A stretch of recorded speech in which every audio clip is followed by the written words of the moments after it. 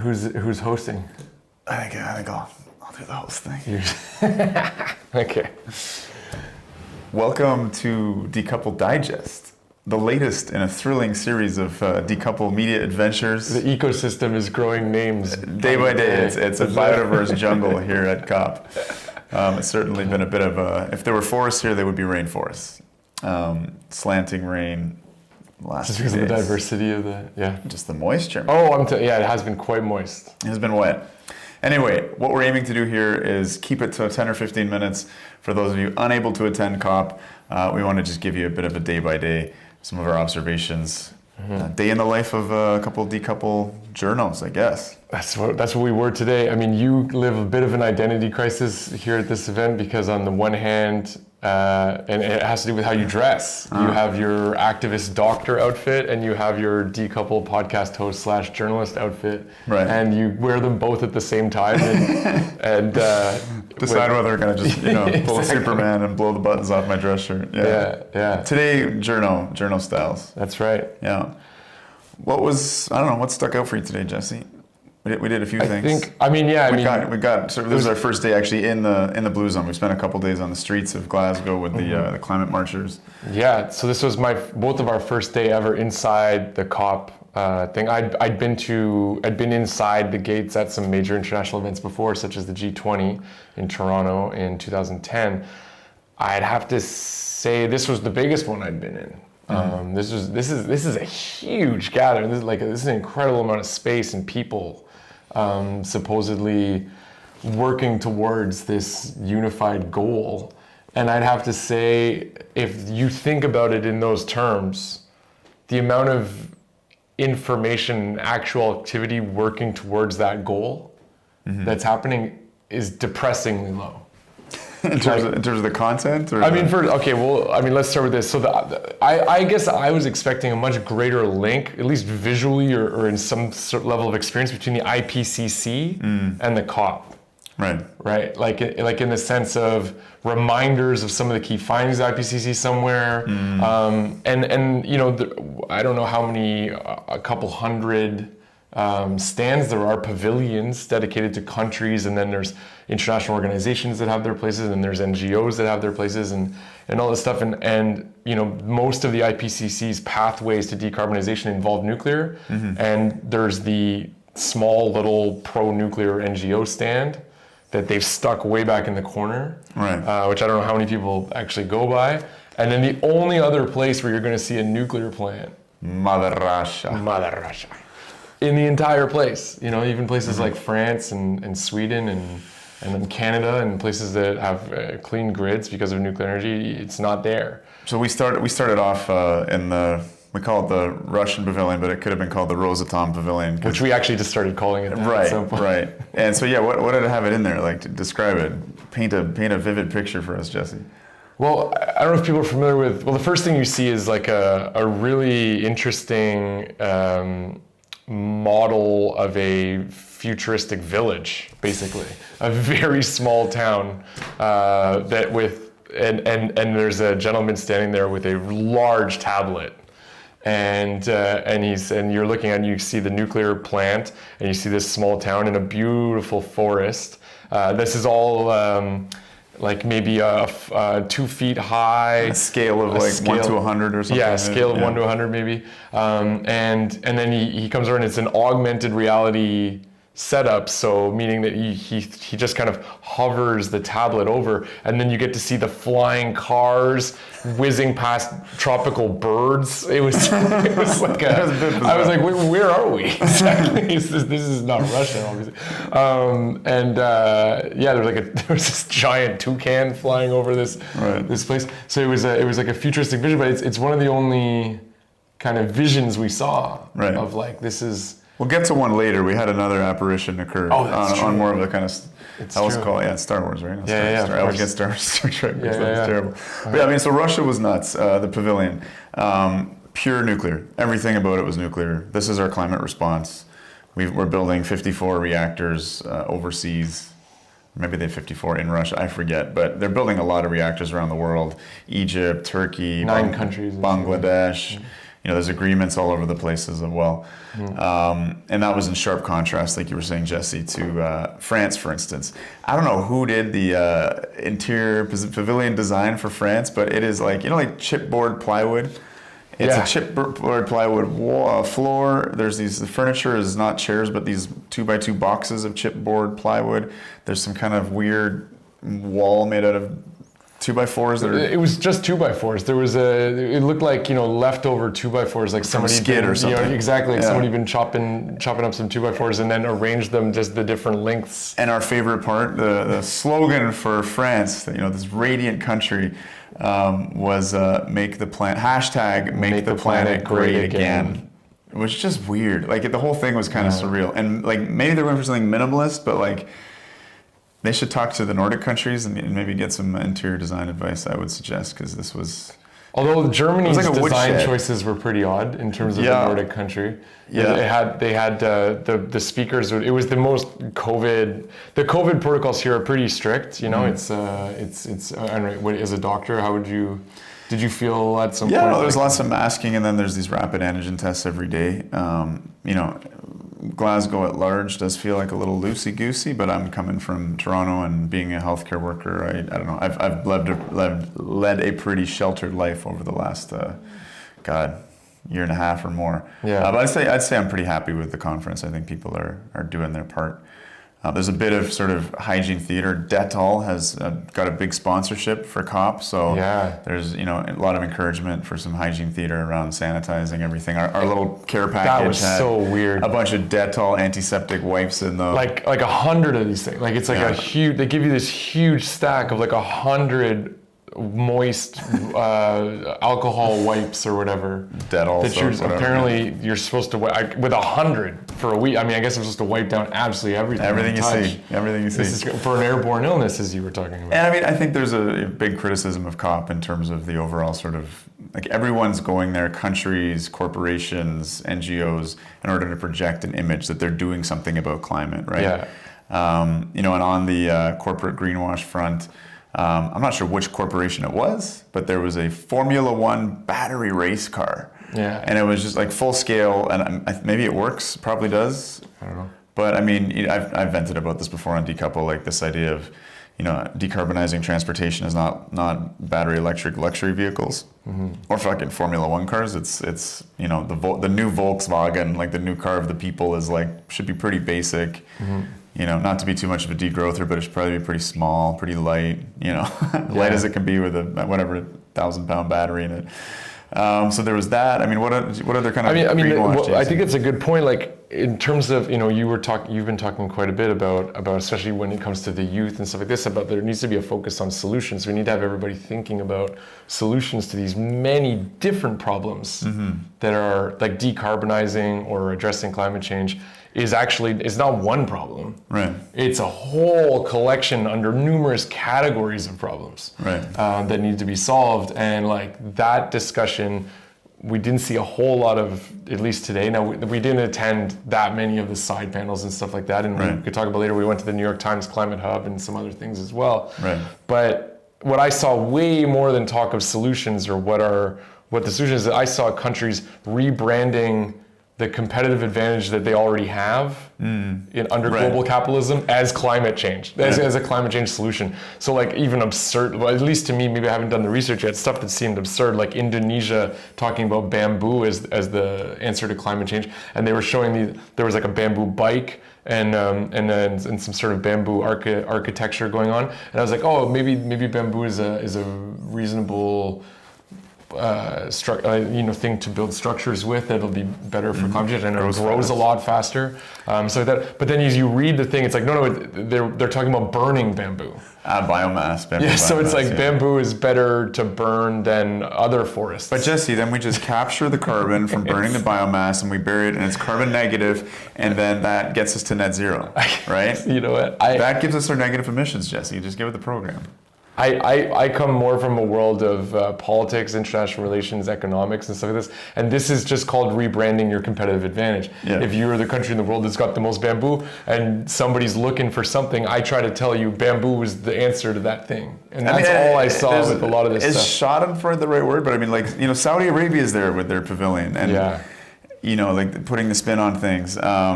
It was interesting, like the UAE is Brazil. There. Brazil, okay. Brazil talking about agribusiness as the you know, the future for climate change and some of their developments and advances in that stuff, and no talk about, you know, all the cutting down of the Amazon, obviously, and all the different things going on in Brazil, you know.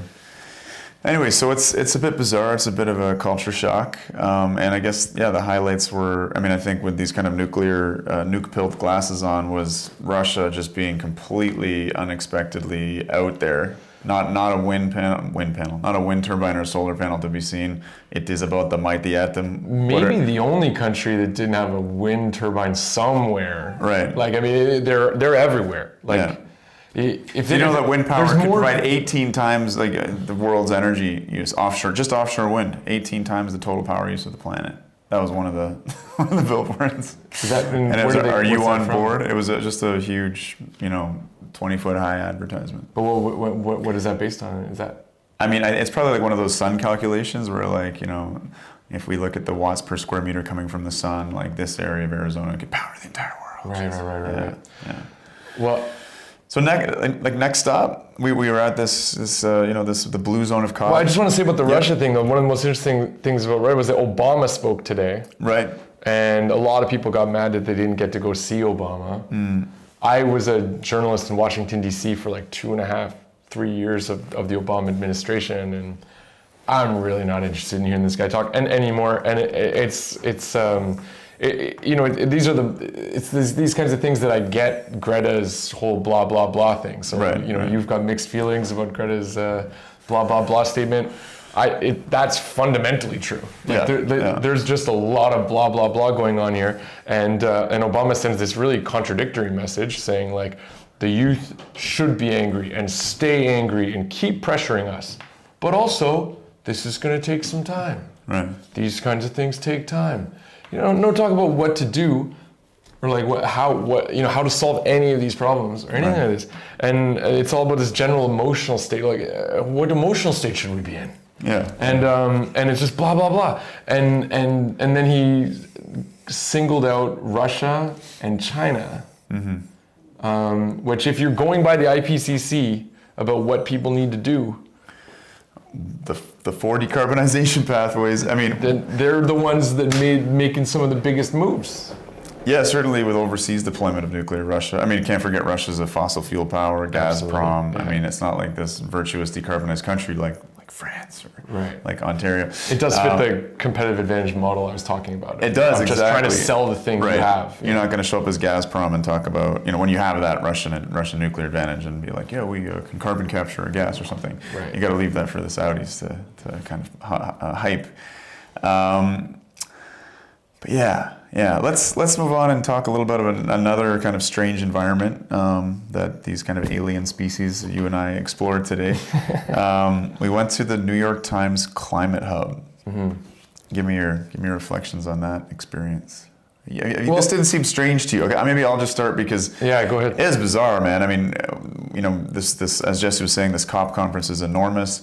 I didn't know what to expect. Jesse booked us some space to do an interview at the New York Times Climate Hub, and long walk in the rain, and then just endless security screens. It was wild. Like I maybe have a tendency, my exaggeration factor might be 2 times, and it's actually fairly constant. But I mean, it seemed like there was about 100 security guards and 3 security stations. You know, declarations of, you know, not having weapons on you, and then metal detectors and being patted down, bag searches. It was pretty wild. And all to sort of access, like, and I just like, this news agency can afford like this huge security team, and like, why do they need it? So anyway, and it's this kind of conference within a conference, like maybe a 4-story, like large warehousey building. With a lot of media people, and I guess John Kerry, maybe that's justifies the security. John Kerry was there, several Al Gore had been there, yeah. But I mean, it's like the other thing that hits you is just the amount of work that they put in just art design in there. Like they've created entire environments inside that building. Like did you see the forest room? Did you make it to the forest room? I did not, but I mean, it was much more pleasing than the pavilions. I got to say, the New York Times did a way better job than basically any country in those much smaller sort of pavilion spaces. This is true, and they had teamed up with the Natural Museum History, and you had an interview with. People should be looking forward to in the future. I thought it was a really good interview with Richard Harrington. Herrington. Like the fish? Like a herring. Like a town named after the fish. Right, maybe that's the origin of the name. Right, but Herrington. Yeah, he's the...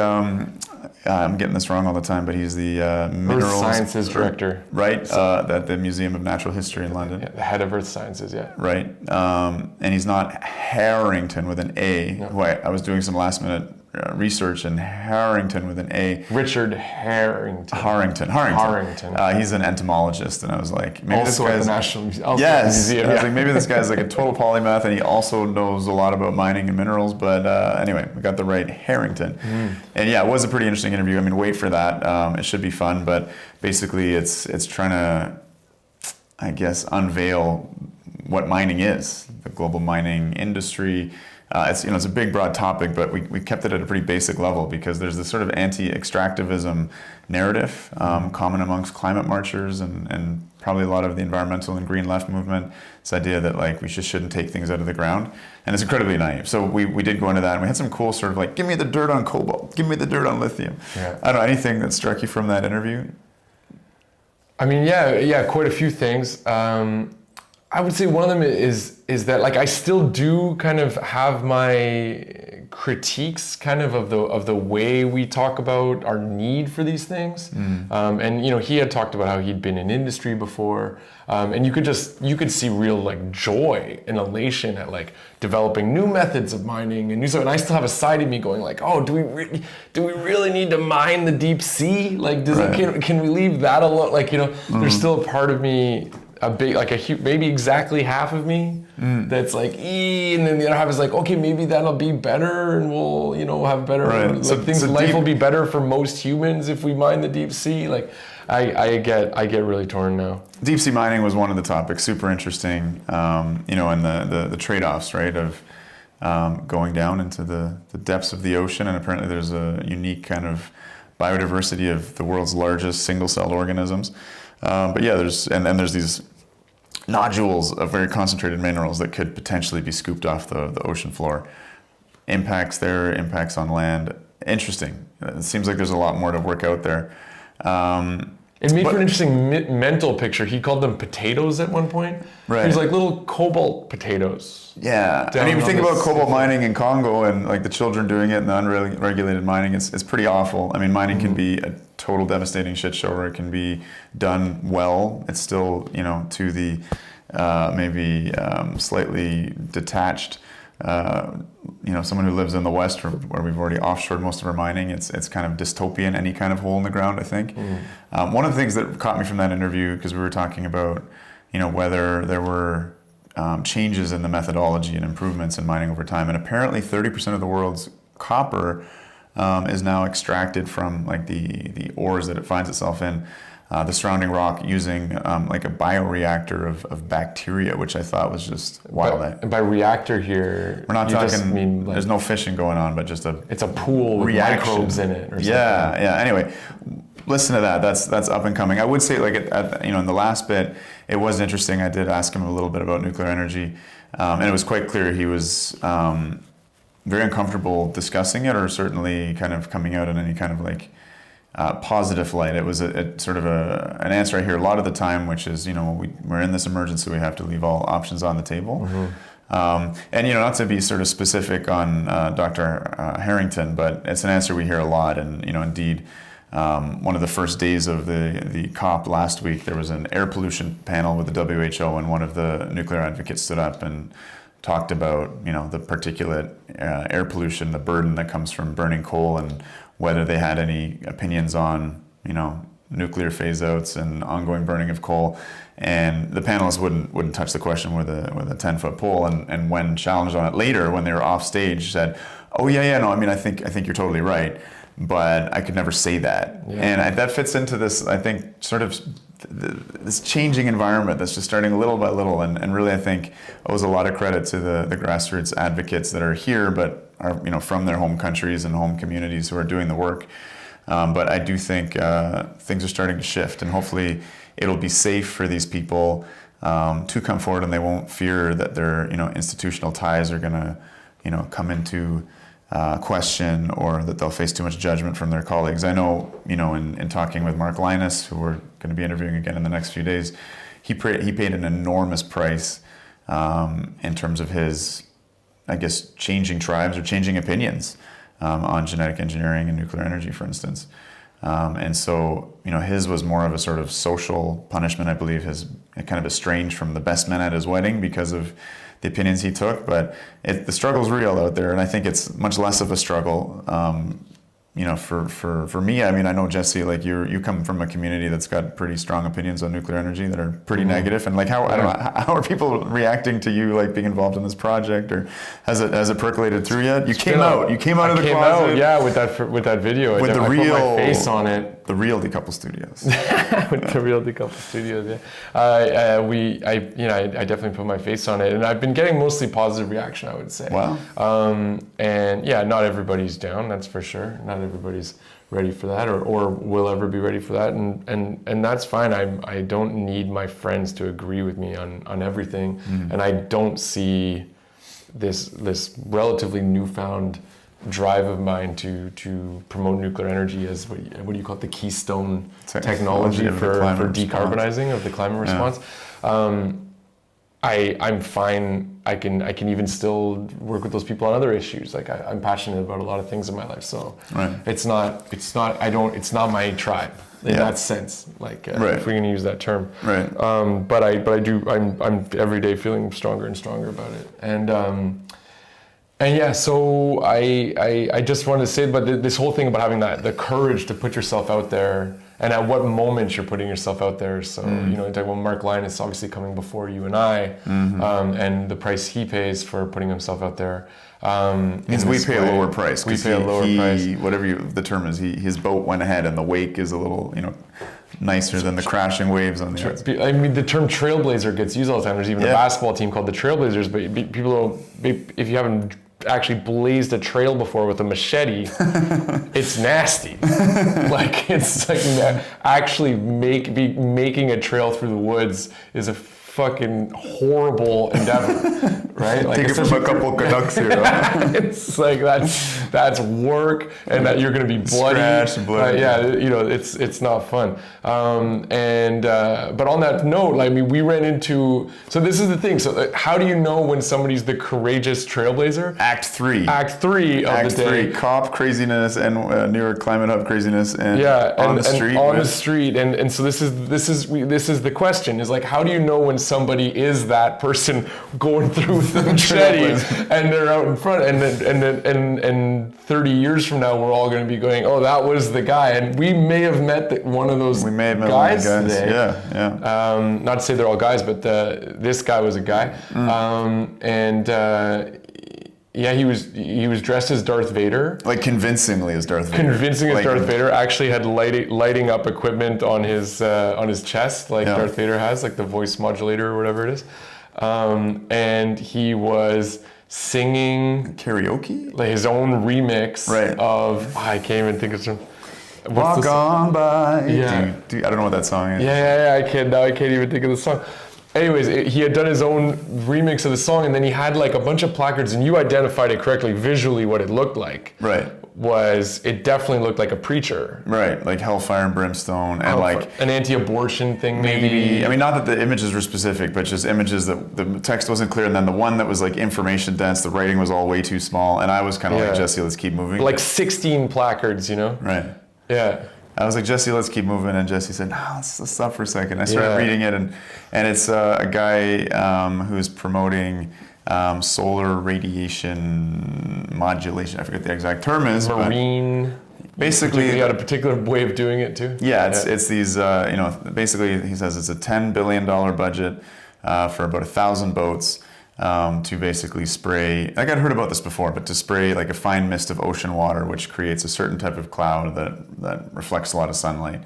I mean, he was just what he's coming from, like, what I would say, like, from a journalist, like the start of the argument or whatever, is that decarbonization is way too late, and he's pro decarbonization, and like the faster the better. But even if you cut it to zero today, was his argument, and he introduced a whole new term to us for the boop. As someone who's like struggles with gigapetateras, whatever's, the boop it just simplified things enormously. Just to finish the point, then we'll get to the boop. But like, but is that he was just saying that the climate change, what's the word I'm looking for? Exponential climate warming. Well, he said, don't call it climate change, it's global warming. Right. That's already underway, and that's gonna keep cycling, and we have to do way more than decarbonize immediately. And he's an engineer, so he's looking at that sort of like the added watts per. It's not watts per square meter, but he actually used this term, the boop, right? But basically, the energy that's being trapped by increased greenhouse gases in the atmosphere as the infrared gets blocked, and the boop. So from what I got, the boop, it comes from the British Petroleum Energy Survey. I guess it's released every year. And the boop, one unit of boop is basically all of global primary energy, every bit of energy that humans use, from biomass to nuclear to coal to gas to frickin' animals to whatever BP surveys.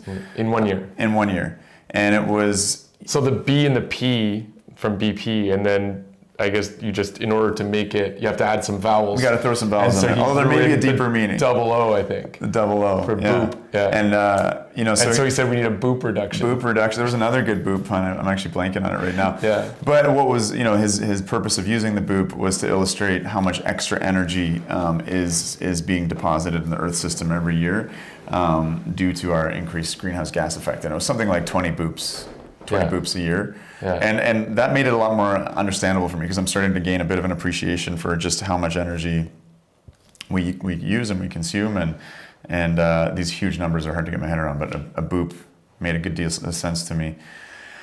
And for me it was like this bizarre moment, because he was singing this song. We ended up doing an interview with him. There was a couple kind of guys in their 50s, one really skinny, one guy had flown in from the States. They didn't have access to COP, but they were just there on the street with this crazy guy in a Darth Vader suit with a speaker and a bunch of kind of poorly graphically designed posters. But I saw some interactions happen, right? Because it's heretical to talk about geoengineering, right? Just as it's been heretical to talk about climate adaptation, mitigation, reducing emissions is the only thing.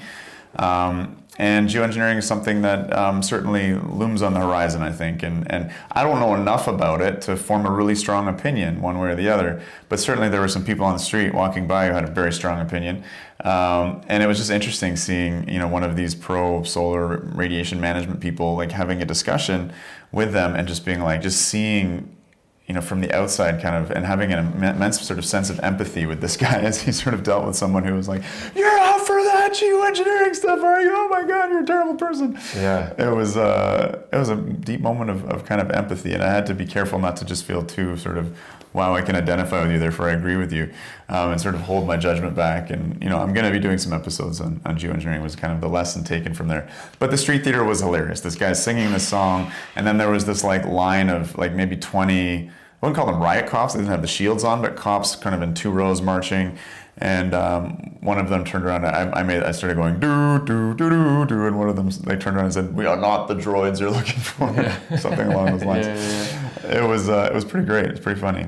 I have to say, it's like I was really drawn to him because you just have to assume that there are ideas outside the walls of COP, right, that are at some point going to be, like, for example, like if you had shown up at a UN conference in 1980 talking about climate change when they were talking about global cooling as a potential possibility, right, or late 70s or whenever that was, and you had said, no, the CO2 is going to cause, catastrophic climate change, and there's going to be massive tidal waves and increasing storm powers and storm surges, and islands are going to flood it. You sort of described the stuff that is now considered science, accepted science, and you had been screaming it outside of a UN convention in the late 70s or something like this. Right. You'd look like you'd be the crazy dude outside, or the crazy person outside the walls. Right. And so you can't write these people off immediately just because of their presentation and the fact that they're not inside the wall. Yeah. And this guy was amazing. He's just like a fabulous person to talk to, like super interesting. And he showed some humility about some things he didn't know. Like he had some misunderstandings about nuclear energy, which if you want to know how to score points with me, you hit me with the thing you feel very strongly about, very passionate about. If I have something to say about something I know quite a lot about and is passionate, and that goes against something you believe or whatever, or vice versa, and we're able to say, like, oh, I hadn't thought of that. Oh, that's a good point. I'll look into that. Or, show some humility about the things that is not in your lane. And he was like, oh, maybe I'm wrong about nuclear, which is very funny to hear him say, I don't think we should experiment with such crazy stuff like that. Right, as an initial thing, yeah. And it's like, it's just the heretic in me saw the heretic in him. Yeah. And there was a brief moment of bonding there. We are going to release some footage from that interaction because it was pretty funny. It was pretty funny. So there you have it, folks. I mean, this 3-act play of November 8th, 2021, COP 26 here in Glasgow. We'll keep you informed. I feel a big responsibility while here to get the story out, and we were there from 7 in the morning till 8 p.m. And we're going to try and do our very best to get you the coverage and interesting stories and interviews. We're going to be doing this kind of nightly decoupled digest. We were thinking of calling it the nightly cop out, but. We'll work on that. That might be yet another part of the ecosystem. Yeah, we're finding our rhythm. We just got into town. We're finding our rhythm. Day 2. So thank you for joining us. I have to be reminded to do this, but if you like what we do, please support us. Go to the Patreon on the website or in the show notes below, and leave a review on iTunes or whatever your podcasting platform is. That really helps. Honestly, people, it's all about the algorithms and the search engine optimizations. Every review helps. So thank you so much. Signing off from Glasgow.